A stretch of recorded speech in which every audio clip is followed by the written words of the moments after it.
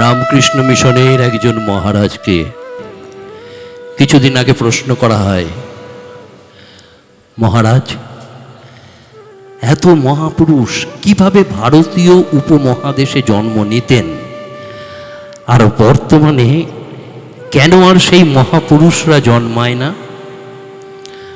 অসাধারণ উত্তরে মহারাজ বলেছিলেন, আকাশে প্লেন ওড়ে, সে তো আর যেখানে সেখানে ইচ্ছা মতো নামতে পারে না। তার নামার জন্য উপযুক্ত এয়ারপোর্ট প্রয়োজন হয়। ঠিক সেই রকম এক সময় ছিল যখন এই ভারতবর্ষে উপযুক্ত মা ছিল। এখন সেই এয়ারপোর্ট নেই, তাই বড় বড় প্লেন আর নামতে চাইলেও পারছে না। আধুনিক মনোবিজ্ঞানের মতে সন্তান কেমন মানুষ হবে সেটা 85% নির্ভর করে মায়ের ওপর, আর তা নির্ধারণ হয়ে যায় মায়ের গর্ভে সন্তান আসা এবং জন্মের 5 বছরের মধ্যে। মায়ের চিন্তা, মায়ের কথা, ভালো লাগা মন্দ লাগা, রুচি, আদর্শ সন্তানের উপর দারুণভাবে প্রভাব ফেলতে থাকে গর্ভে থাকা অবস্থাতেই। মায়ের কষ্ট তার কষ্ট, মায়ের আনন্দ তার আনন্দ, মায়ের খাবার তার খাবার। তাহলে মায়ের ইচ্ছা তার ইচ্ছা হবে না কেন?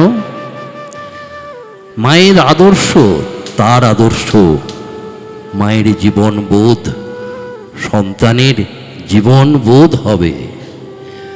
সেখান থেকেই তার শিক্ষাগুরু 3 ইডিয়টসের অল ইজ ওয়েল এর মতো আমরা আজও সেই যুগের কৌশল্যাকে মনে রাখি পুত্র রামের কারণে। এ যুগে ভুবনেশ্বরী দেবীকে চিনি কারণ তিনি স্বামী বিবেকানন্দের মা ছিলেন। প্রভাবতী দেবীকে চিনি কারণ তিনি নেতাজি সুভাষচন্দ্র বসুর মা বলে। ভগবতী দেবীকে চিনি কারণ তিনি বিদ্যাসাগরের মা ছিলেন। সারদা দেবীকে মনে রেখেছি কারণ তিনি রবীন্দ্রনাথ ঠাকুরের গর্ভধারিণী ছিলেন। যুগে যুগে কত মহাপ্রাণ এসেছেন আমাদের পথ দেখানোর জন্যে। বারে বারে তারা আমাদের বলেছেন, যদি জীবন সার্থক করতে চাও তাহলে এ পথে এসো। আমরা তাদের কথা না শুনে চলি উল্টো পথে। এখনকার সময়ে কয়জন বাবা মা আছেন যারা এমন সন্তান চান? আমাদের কি অহংকার! আমরা আধুনিক, আমরা বিজ্ঞান মনস্ক, আমাদের ভদ্রতা সভ্যতা গাদা গাদা বই পড়ায়, অনেক সার্টিফিকেট, ভালো রোজগার, ফ্ল্যাট, গাড়ি, বাড়ি, স্যুট বুট, দামি শাড়ি, গয়না, internet, iPhone, iPad, tab, capsule, etcetera etcetera etcetera. কিন্তু কত আশা নিয়ে ছোট্ট দেব শিশুটি অন্ধকার জগৎ থেকে এলো। তবে কি আমরা সত্যিকারের আলোর সন্ধান দিতে পারছি? সে পথ আমাদেরই অচেনা। ছোট্ট নরেন তখনও বিলে একটা অন্যায় করলো। মা তাকে কোনো কটু কথা না বলে, কোনো শাস্তি না দিয়ে একটা কাগজে সেটি লিখে ঘরে টাঙিয়ে দিলেন।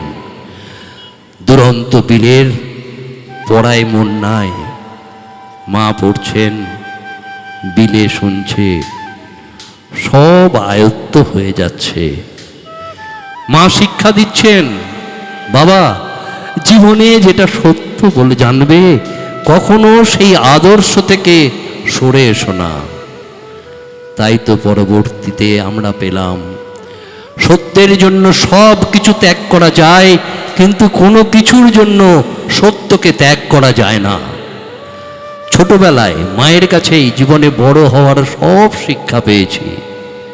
তাই বলতে পারি, সত্যই আমার ঈশ্বর, সমগ্র জগৎ আমার দেশ, জগতের সবাই আমার ভাই, আমার রক্ত, এই হলো যথার্থ মায়ের শিক্ষা। 14-15 বছরের সুভাষ বসু মাকে চিঠি লিখছেন, তোমরা আমার কাছে কি চাও মা? তোমরা কি চাও? আমি লেখাপড়া শিখে ডাক্তার ইঞ্জিনিয়ার হই, আমার অনেক টাকা বাড়ি গাড়ি হোক, নাকি এই চাও আমি পৃথিবীর সব থেকে গরিব হব, কিন্তু এমন মানুষ হব যেন শ্রদ্ধায় পৃথিবীর প্রতিটা মানুষ মাথা নিচু করে?